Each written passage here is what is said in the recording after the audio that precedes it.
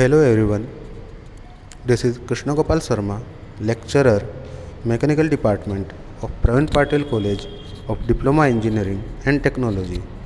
Today we will discuss about renewable energy technologies, which is a subject in 6th semester of Mechanical Engineering. In today's session we will discuss about unit number 1, which is solar thermal system. In this unit we will cover alternative energy sources, that is primary, secondary and tertiary energies, their classification of solar thermal systems, concentrated solar power systems, flat plate collectors, parabolic disc collectors, solar tower, domestic water heating systems, commercial heating systems used for process heating installation, standard procedure, precautions, plumbing, piping, walls, their maintenance, routine maintenance, procedure for domestic and commercial water heater systems, failure maintenance, major causes, remedies, solar dryers, their classifications, construction, working and applications, commercial agro products, domestic, choice of a system for a given application, technical and financial criteria used for selection. So, introduction to solar thermal system. Solar energy can be used either by absorbing solar radiations to produce heat or by converting it directly into electricity by using following methods. Photovoltaic cells, solar cells. Solar panels or a large number of solar cells are connected in series or in parallel combination to convert solar energy into electricity.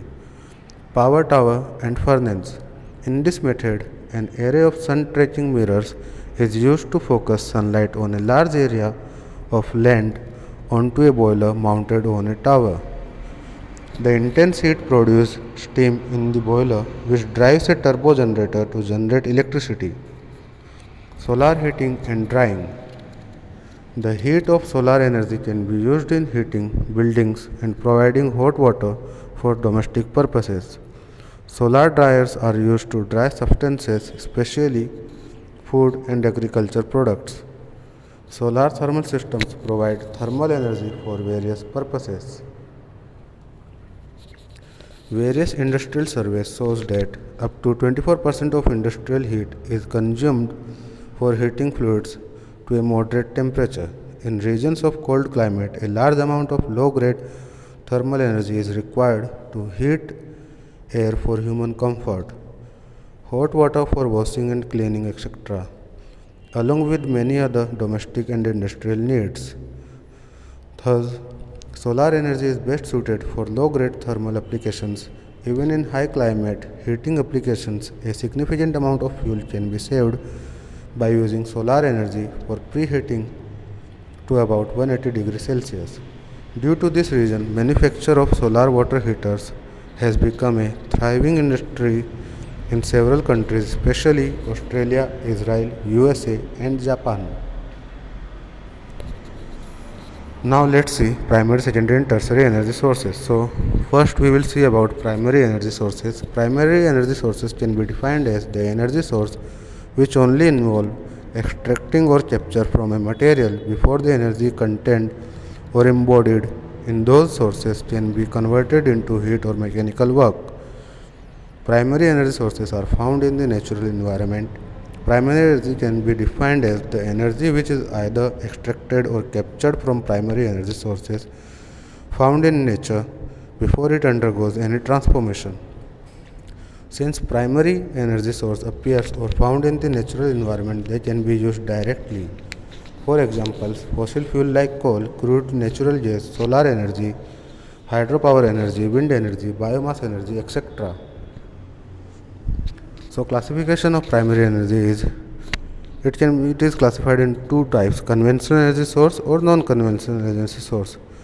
Conventional energy source examples are fuels like coal, oil, natural gas, nuclear fuels, etc. And examples for non-conventionals are sun, wind, waves, tides, energy from earth core, hydroelectric powers, etc. Non-renewable or conventional energy sources. Non-renewable or conventional sources of energy produce power by consum- combustion of fossil fuel like coal, natural gas, petroleum, oils. These conventional sources of energy are in several parts of Earth at varying depth during the several million years by slow decomposition of chemical action of buried organic matter under favorable conditions such as pressure, heat, bacterial environment. In simple words, fossil fuels are the fuels formed by natural resources such as anaerobic decomposition of buried dead organisms. The age of decomposition and their resulting fossil fuel is typically millions of years and sometimes exceeds 650 million years. Fossil fuels get depleted when they are used once and they cannot be reused to generate power.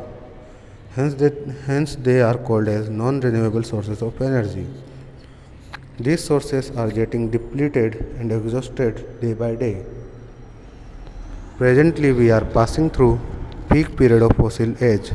As per an estimate, if the world continues to consume fossil fuel at present rate, the coal reservoirs are expected to last for next 200 years, whereas oil and gas are expected to last for next 20 to 45 years respectively. Fossil fuels take millions of years to form and reserves are being depleted much faster than new ones are being made. Examples of non-renewable resources are crude oil, natural oil, coal. Advantages are low initial cost of plant. The cost per kilowatt output is much lower than the renewable energy sources. Less time is required to produce the energy. Independent of weather conditions, atmospheric conditions. Disadvantages are conventional energy source release greenhouse gases like carbon dioxide into atmosphere which causes pollution. These energy sources also release sulfur and nitrogen oxide which can lead to acid rain. These energy sources are also responsible for global warming. Petroleum gas and coal cannot be reused, therefore they will get exhausted in coming years. Now let's see renewable or non-conventional energy sources. As the demand of power is continuously increasing day by day, the conventional source of energy like coal, fuel or petroleum products are diminishing rapidly. Therefore, to meet the increasing demand of power, renewable or non-conventional source of energy such as solar, wind, water, animal wastage are being developed used nowadays. Main advantage of renewable or non-conventional sources of energy is that they can be used again and again and therefore they will never get exhausted. Therefore, they are called as renewable energy sources. Various types of renewable or non-conventional sources of energy are solar energy, hydropower energy, wind energy, bioenergy. Advantages are eco-friendly, renewable energy sources, job opportunities, stabilized global energy prices, less maintenance of facilities, boost public health. Their disadvantages are the electricity generation capacity is still not large enough, unreliable, low efficiency levels, requires huge upfront capital outlay. So, this is the difference between the renewable and non-renewable energy sources. It is differentiated on their example, their depletion, the example such as in renewable there are solar radiations from wind and in non-renewable there are coal, natural gas etc. and their depletion. Renewable sources can be used again and again, but non-renewable cannot be used again and again.